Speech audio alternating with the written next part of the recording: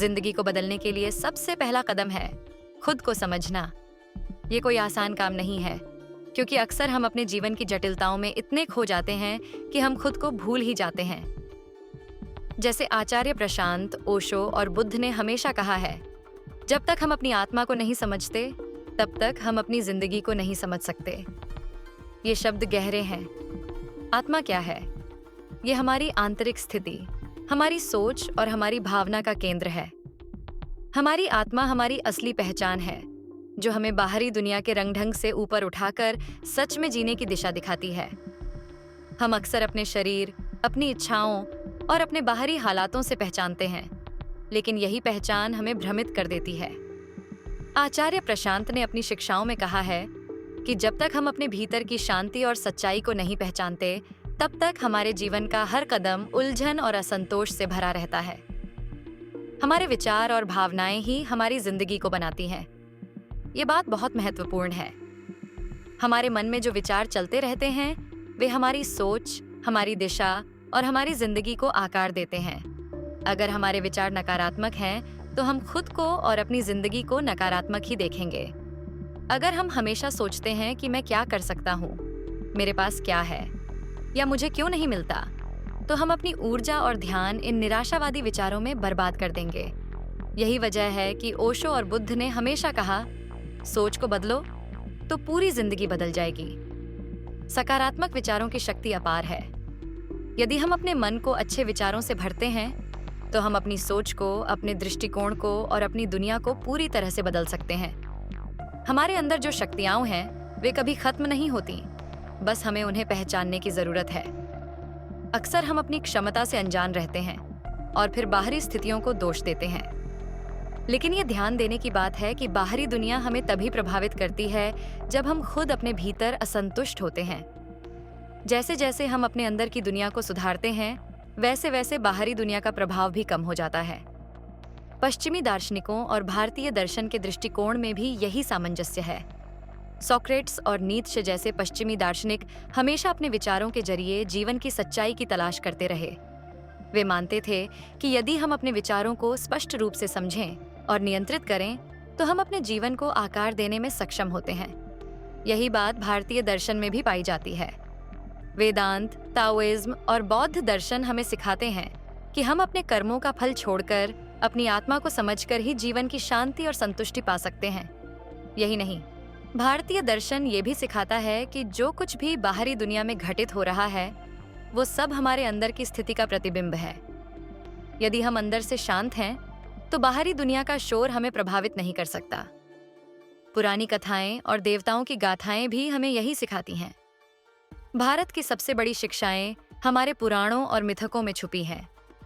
भगवान शिव की तांडव की गाथा हो या भगवान विष्णु के अवतारों की कहानी, इनसे हमें यह सीखने को मिलता है कि जीवन में कठिनाइयां आती हैं, लेकिन वही कठिनाइयां हमारी आत्मिक प्रगति का रास्ता होती है। शिव का तांडव न केवल विध्वंस है, बल्कि ये एक सृजन की प्रक्रिया भी है। वही ताकत जो संसार को नष्ट कर सकती है, वही ताकत एक नए जीवन की शुरुआत भी करती है। जब हम जीवन में मुश्किलों का सामना करते हैं, तो यही हमारी आत्मा को जागृत करने का एक अवसर होता है। यही संदेश भगवान कृष्ण ने भगवद गीता में दिया था, जब उन्होंने अर्जुन से कहा, तुम्हारे कर्म ही तुम्हारी जिंदगी का निर्धारण करते हैं, इसलिए तुम्हें बिना किसी द्वंद्व के अपना कर्म करना चाहिए। ये गीता का गहरा संदेश है कि हमें अपने कर्मों से कोई आशा या लोभ नहीं रखना चाहिए। जब हम किसी भी कार्य को पूर्ण निष्ठा और समर्पण से करते हैं, तो जीवन में संतोष और शांति आती है। आज के समय में आधुनिक विचारक और उद्यमी भी इस सच्चाई को अपनाने लगे हैं। Elon Musk, Jeff Bezos, Bruce Lee जैसे लोग, जो आज दुनिया भर में प्रेरणा का स्रोत बने हैं, उनके जीवन में भी यही तत्व मौजूद है। वे अपनी सोच को सकारात्मक रखते हुए बड़े लक्ष्यों की ओर बढ़ते हैं। उनका मानना है कि यदि हम अपने मानसिक शांति और आत्मविश्वास को बनाए रखें, तो हम किसी भी मुश्किल को पार कर सकते हैं। एलन मस्क का कहना है, मैं मानता हूं कि एक बेहतर भविष्य हम सभी का हक है। बस हमें अपनी सोच और कार्यशैली में बदलाव लाना होगा।